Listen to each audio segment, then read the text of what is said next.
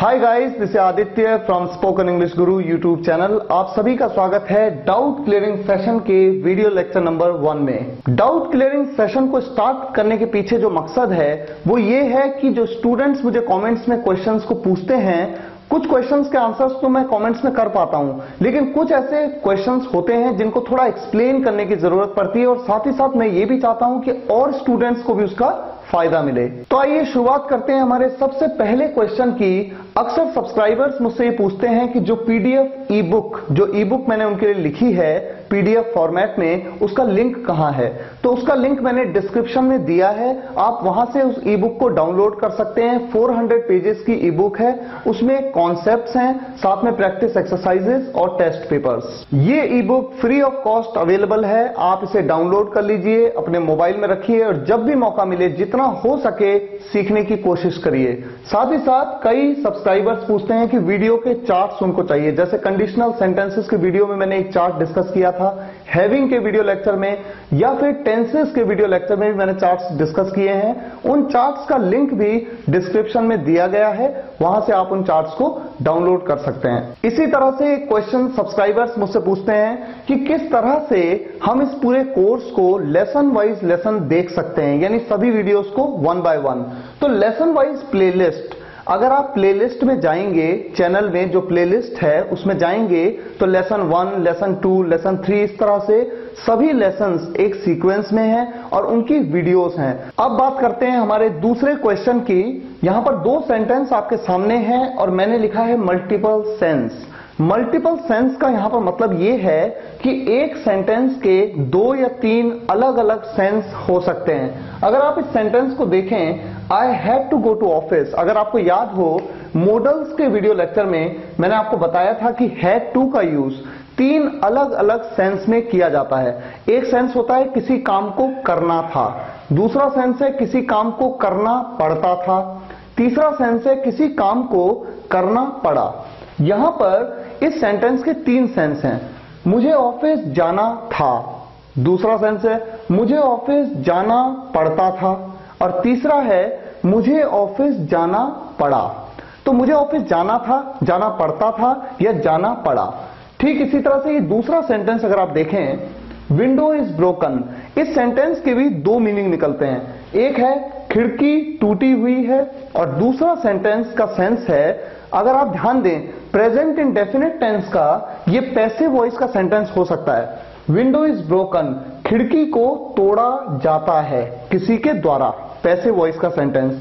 क्योंकि passive voice में present indefinite tense के पैसिव में हेल्पिंग वर्ब होती है इज एम आर, उसके बाद वर्ब की third form window is broken. तो व्यूअर्स अक्सर मुझसे ये पूछते हैं कि अगर एक सेंटेंस के 2 या 3 अलग अलग सेंस हैं, यानी वो मल्टीपल सेंस के सेंटेंस हैं, तो हम ये कैसे पहचानेंगे कि कोई अगर हमसे ये सेंटेंस कहता है तो वो किस सेंस में बात कर रहा है। तो देखिए, इस बात को समझना बिल्कुल भी मुश्किल नहीं है। अगर आप ध्यान से सोचें, मान लीजिए पहले सेंटेंस की बात करते हैं, इस बात को समझें।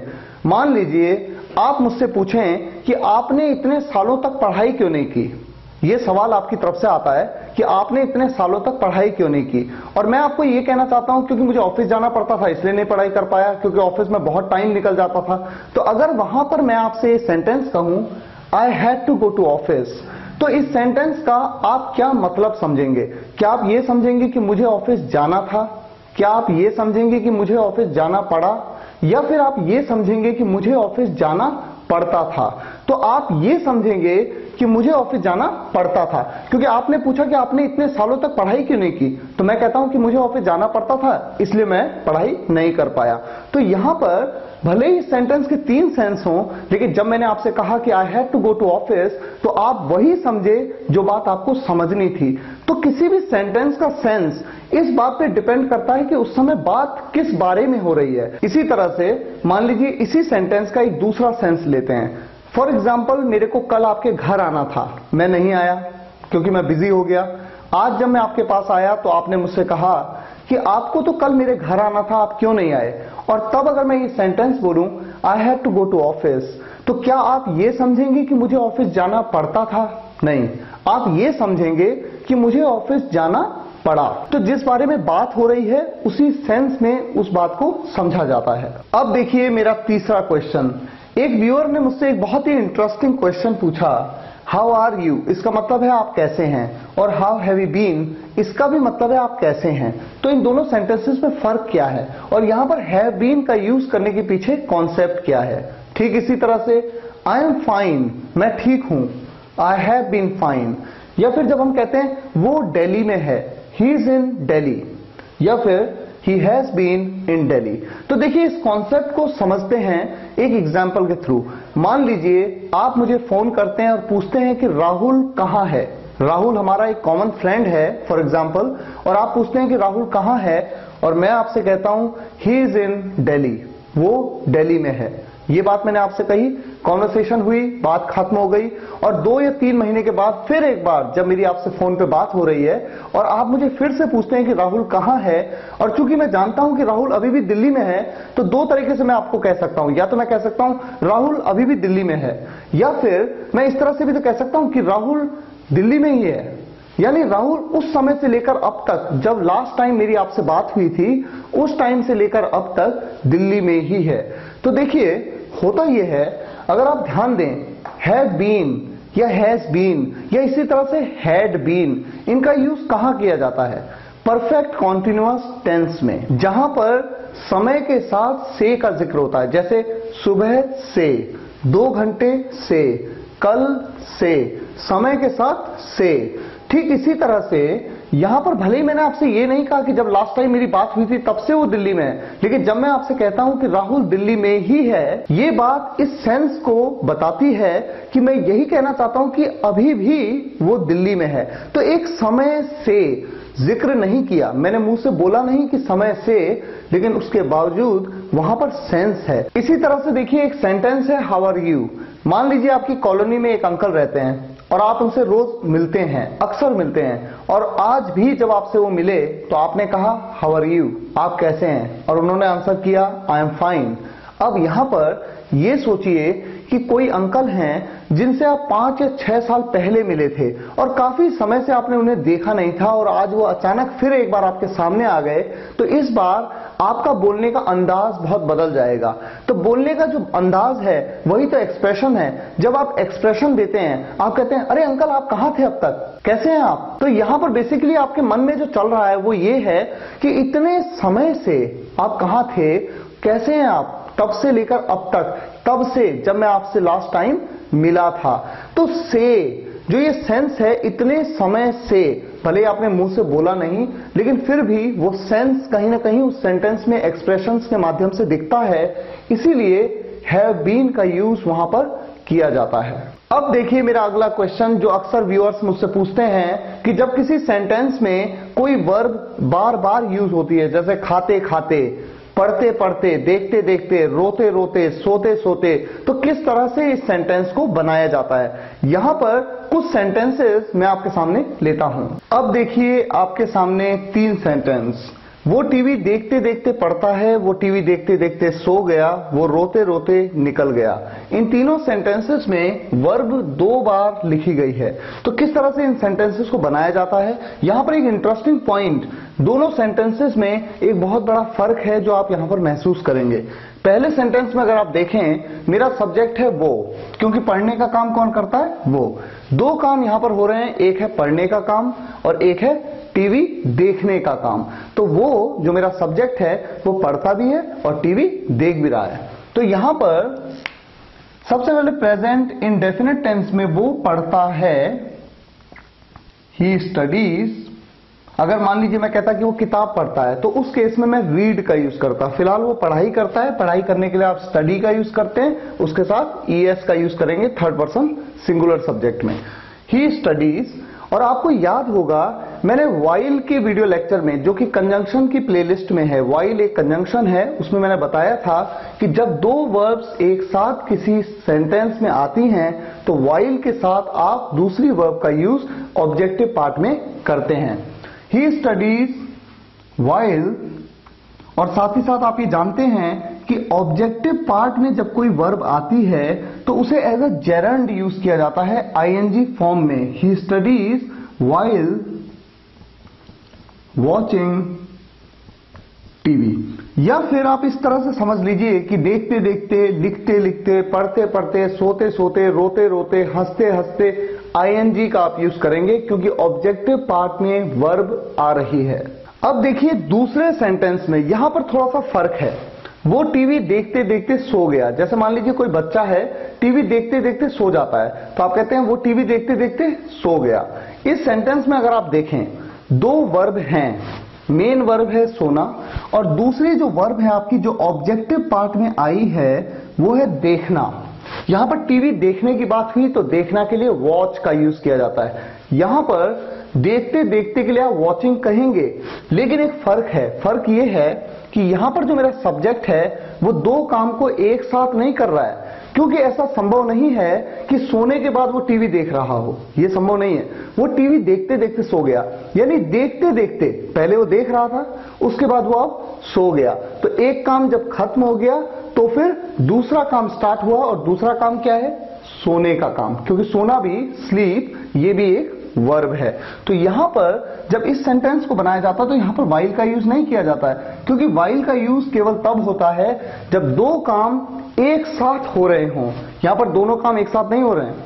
यहां पर देखिए आप कहते हैं ही सो गया, past indefinite tense, he slept, वो सो गया टीवी देखते देखते। तो ये चूंकि ऑब्जेक्टिव पार्ट में आपकी वर्ब आई है, यहां पर भी आप आईएनजी फॉर्म का यूज करते हैं, वॉचिंग टीवी। लेकिन इसमें और इसमें देखिए फर्क है। यहां पर आपने वाइल का यूज किया, यहां पर वाइल का यूज नहीं किया, क्योंकि एक काम जो देखने का काम था वो खत्म हो गया, उसके बाद दूसरा काम स्टार्ट हुआ। इसी तरह से देखिए मेरा तीसरा सेंटेंस है, वो रोते रोते निकल गया। निकलना, जैसे मान लीजिए एक छोटा बच्चा है, आपने उसे डांटा और वो रोते रोते स्कूल के लिए निकल गया। तो यहां पर निकलना, जिसे आप कहते हैं लीव, ये एक वर्ब है, और साथ में रोना, ये भी तो एक वर्ब है। ऑब्जेक्टिव पार्ट में आई रोते रोते और वो निकल गया। पास्ट इंडेफिनिट टेंस का सेंटेंस है ही लीव की सेकंड फॉर्म लेफ्ट, ही लेफ्ट, और उसके बाद रोते रोते। अब यहां पर ध्यान दीजिए दोनों काम एक साथ हो रहे हैं, निकलने का भी काम हो रहा है और रोने का भी काम हो रहा है। तो जब दोनों काम एक साथ हो रहे हैं तो आप यूज करते हैं वाइल। ही लेफ्ट, वाइल, रोने को वीप कहते हैं, वीपिंग। अब एक इंपॉर्टेंट पॉइंट यहां पर और आपको नोट करना है, वो ये कॉन्वर्सेशनल इंग्लिश में जब आप बात करते हैं किसी से तो जरूरी नहीं है कि वाइल का आप यूज करें। यहां पर आप वाइल का यूज कर भी सकते हैं, नहीं भी कर सकते, ये आपकी चॉइस है।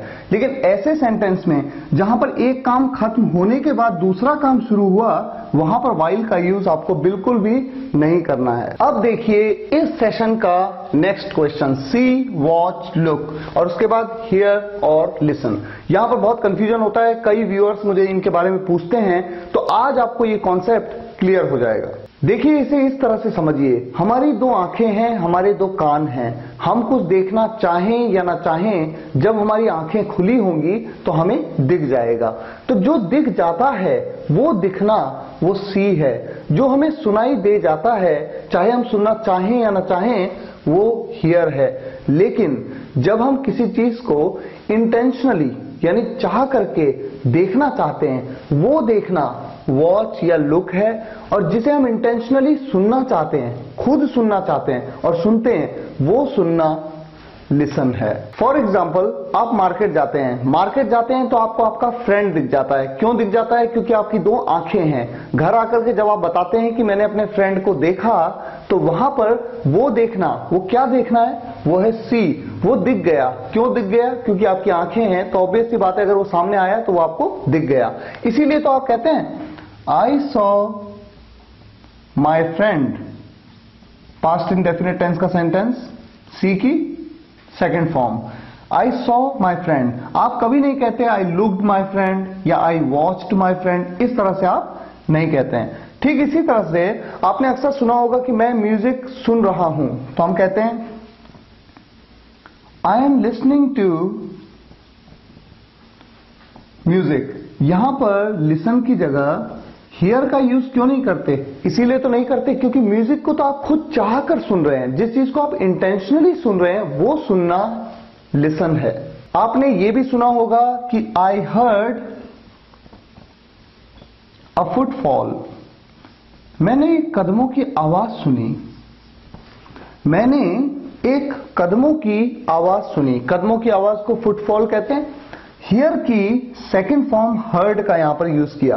देखिए, कदमों की आवाज को आपने इंटेंशनली नहीं सुना, आप सुनना चाहते थे नहीं, ये कोई बात नहीं है। बात ये है कि आपने सुना। क्यों सुना? क्योंकि आपके कान है इसलिए आपको सुनाई दे गया, इसलिए यहां पर आपने हियर का यूज किया।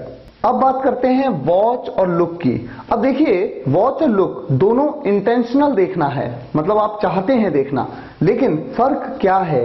वॉच का यूज तब किया जाता है जब आप किसी चीज को देखते हैं जो मूविंग हो, यानी हिल रही हो। इसीलिए तो आप कहते हैं आई एम वॉचिंग टेलीविजन, क्योंकि टेलीविजन में जो चीजें आप देख रहे हैं, I am watching the TV, क्योंकि जो चीजें आप टेलीविजन में देख रहे हैं, कोई सीरियल या कोई फिल्म देख रहे हैं, उसमें ऑब्जेक्ट्स मूव कर रहे हैं। ठीक इसी तरह से आपने अक्सर नोटिस किया होगा, जैसे मान लीजिए आप अपने ऑफिस में, कोई आपके ऑफिस में आता है और वो कई चीजों को छेड़ता है, कंप्यूटर को टच कर रहा है, कभी प्रिंटर को छेड़ रहा है, कभी पेपर्स को टच कर रहा है, तो आप उसको वॉच कर रहे हैं। आपने ध्यान से सुना होगा, कई बार ये सुना होगा कि आई एम वॉचिंग हिम, मैं उसे देख रहा हूं, वॉच कर रहा हूं मैं उसको। वॉच क्यों कर रहे हैं? क्योंकि वो मूवमेंट में है, कभी इधर कभी इधर कभी इधर, तो इसलिए वहां पर वॉचिंग का यूज करते हैं, आई एम वॉचिंग हिम। इसी तरह से लुक का यूज कब किया जाता है? देखिए, वॉच का यूज किया जाता है तब जब आपका ऑब्जेक्ट हो मूविंग, और लुक का यूज किया जाता है तब जब आपका ऑब्जेक्ट हो स्टिल। स्टिल यानी स्थिर। लेकिन ये तो है स्टैंडर्ड रूल्स, लेकिन जरूरी नहीं है कि हर बार यही रूल्स फॉलो हों। कॉन्वर्सेशन में कई एक्सेप्शंस होते हैं। कई बार अगर आप सी की जगह लुक का यूज करेंगे तो ऐसा नहीं है कि दूसरे व्यक्ति को समझ नहीं आएगा, लेकिन ये है बेसिक कॉन्सेप्ट जो मैंने आपको बताया। एक बात और है कि लुक के साथ एट का यूज किया जाता है। जैसे मान लीजिए मैं कहूं he was looking at me. At का यूज कब किया जाता है? जब आगे कोई ऑब्जेक्ट हो तो लुक के साथ एट का यूज। ये आपको हमेशा ध्यान रखना है। मान लीजिए मैं कहूं कि आप अच्छे दिख रहे हो, यू आर लुकिंग गुड, यहां पर आप कहेंगे कि एट का यूज क्यों नहीं किया? क्योंकि यहां पर जो गुड है वो एक एडजेक्टिव है, लेकिन मैं यहां पर एडजेक्टिव की नहीं, यहां पर मैं ऑब्जेक्ट की बात कर रहा हूं। यहां पर ये मी एक डायरेक्ट ऑब्जेक्ट है, इसलिए आपको एट का यूज करना होगा, और जब एडजेक्टिव आता है तो एट का यूज नहीं होता। अब आप में से कई स्टूडेंट ये सोचेंगे कि लुक के साथ एट ही नहीं, बल्कि आपने लुक के साथ अप, या आपने लुक के साथ आफ्टर, लुक आफ्टर, या फिर आपने लुक के साथ इनटू, लुक इनटू, या फिर लुक फॉर। इस तरह से आपने टू वर्ड के कॉम्बिनेशंस देखे होंगे। देखिए, यहां पर ये वर्ब है और ये बाकी के जितने भी हैं ये सभी क्या है? प्रेपोजिशंस हैं। तो प्रेपोजिशंस का यूज वर्ब के साथ करके इन फ्रेजल वर्ब्स को, इन्हें कहा जाता है फ्रेजल वर्ब्स। इन फ्रेजल वर्ब्स का भी यूज किया जाता है। ये कुछ ऐसे केसेस हैं जो बहुत इंपॉर्टेंट होते हैं और कॉन्वर्सेशन में भी इनका काफी यूज होता है, तो इनके बारे में भी आपको जानकारी होनी चाहिए। मान लीजिए लुकअप की अगर बात करें, लुकअप का मतलब होता है ढूंढना। जैसे मान लीजिए किसी किताब में ढूंढना, किसी कंप्यूटर में ढूंढना। जैसे मैं आपसे कह सकता हूं, मान लीजिए आपको कोई वर्ड प्रॉब्लम कर रहा है तो मैं आपसे कह सकता हूं look up the dictionary. Dictionary में इस वर्ड को ढूंढो, तो उस ढूंढने को लुकअप कहते हैं। या फिर अगर आप कंप्यूटर्स के बारे में जानते हैं, माइक्रोसॉफ्ट एक्सेल में दो फंक्शन होते हैं, एक होता है वी लुकअप, एक होता है H lookup. H stands for horizontal and V stands for vertical. Vertical lookup, horizontal lookup. तो वहां पर लुकअप का यूज ढूंढने के सेंस के लिए ही किया जाता है। इसी तरह से देखिए लुक आफ्टर, देखभाल करना। जैसे मान लीजिए मैं आपसे कहूं कि लुक आफ्टर योर पेरेंट्स, अपने पेरेंट्स की देखभाल करिए। इसी तरह से लुक इनटू, लुक इनटू का मतलब होता है इन्वेस्टिगेशन करना, किसी चीज की जांच पड़ताल करना, छानबीन करना। जैसे मान लीजिए मैं आपसे कहूं कि ही was looking into the case, वो केस की पड़ताल कर रहा था, जांच कर रहा था, इस सेंस में लुक इनटू का यूज। और लुक फॉर जिसका मतलब होता है ढूंढना। लेकिन क्या ढूंढना? जैसे मान लीजिए मैं कहूं कि I am looking for a job, मैं एक जॉब ढूंढ रहा हूं। या मैं कहूं I am looking for laptop, मैं एक लैपटॉप की तलाश में हूं, यानी मैं लैपटॉप ढूंढ रहा हूं, I am looking for a laptop. तो इसमें कंफ्यूज नहीं होना है कि लुक के साथ अप, आफ्टर, इनटू या फॉर कैसे आ गए जब मैंने कहा कि एट का यूज होता है। ये तो फ्रेजल वर्ब्स हैं। ठीक इसी तरह से सी की भी फ्रेजल वर्ब्स हैं। फ्रेजल वर्ब्स के वीडियो लेक्चर्स में डेवलप करूंगा जिनमें कई फ्रेजल वर्ब्स, गेट की फ्रेजल वर्ब्स, सी, लुक, हर तरह की जितनी हैं अवेलेबल उन सबको मैं आपके साथ शेयर करूंगा, तो काफी नॉलेज आपका वहां पर गेन होगा। अब बात करेंगे हमारे अगले क्वेश्चन की, से, टेल, स्पीक और टॉक के बीच का डिफरेंस, जो कई व्यूअर्स मुझसे पूछते हैं। सबसे पहले बात करेंगे सेंस की। से, जब भी किसी सेंटेंस में कहना का सेंस आता है, कहना, जैसे मान लीजिए मैं कहूं कि उसने मुझे पागल कहा, राहुल ने मुझे भाई कहा, मैंने आपको बेटा कहा, इस तरह का जो कहना का सेंस है, या उसने मुझसे कहा कि वो आएगा, उसने मुझसे कहा, कहना के लिए से का यूज। इसी तरह से बताना, जैसे मान लीजिए उसने मुझे अपनी कहानी बताई, मैंने आपको बताया कि आज छुट्टी है, बताना, इस सेंस के लिए टेल का यूज किया जाता है। और इसी तरह से बात करना के लिए, मैंने आपसे बात की, बात करना के लिए स्पीक या टॉक का यूज करते हैं। देखिए, वर्ड्स में नहीं उलझना है, यानी शब्दों में नहीं फंसना है, आपको सेंस को समझना है। मान लीजिए मैं आपसे कहूं कि उसने मुझे पागल बोला, यानी उसने मुझे पागल कहा। ठीक इसी तरह से मान लीजिए मैं कहूं कि उसने मुझे अपनी कहानी बोली, तो उसने मुझे अपनी कहानी बताई। और इसी तरह से वो पंजाबी बोलना जानता है, यानी पंजाबी में बात करना जानता है। तो इस तरह से सेंस के हिसाब से हमें चलना है। अब यहां पर एक इंपॉर्टेंट पॉइंट ये है, स्पीक और टॉक के डिफरेंस को अगर हम देखें, स्पीक का यूज फॉर्मल कॉन्वर्सेशन में और टॉक का यूज इनफॉर्मल कॉन्वर्सेशन में किया जाता है। फॉर्मल जैसे कॉन्वर्सेशन आप अपने सीनियर्स के साथ करते हैं, या अपने बॉस से करते हैं, अपने पापा जी से करते हैं, क्योंकि वहां पर कुछ फॉर्मेलिटीज को आपको फॉलो करना होता है। मान लीजिए आपके बॉस आपसे कहते हैं कि 2 घंटे के बाद मुझसे बात करना, और आप उन्हें कहते हैं okay I will speak with you, I will speak with you. वहां पर आपने स्पीक का यूज किया, क्योंकि फॉर्मल कॉन्वर्सेशन में स्पीक का यूज। ठीक इसी तरह से मान लीजिए आपका भाई आपसे कहता है कि भैया आप मुझे 2 घंटे के बाद फोन करना, तो वहां पर ठीक है मैं उसे कहता हूं okay I will talk to you, I will talk to you. वहां पर टॉक का यूज किया इनफॉर्मल कॉन्वर्सेशन में। तो अपने से छोटों के साथ या अपने हम उम्र के साथ जो आपके सेम एज के हैं उनके साथ में आप, या आपके फ्रेंड्स के साथ आप इनफॉर्मल वे में बात करते हैं। अगर आपको कहना है कि मैं अपने पापा जी से बात करूंगा, I will speak with my dad, I will speak with my dad, वहां पर स्पीक का यूज किया।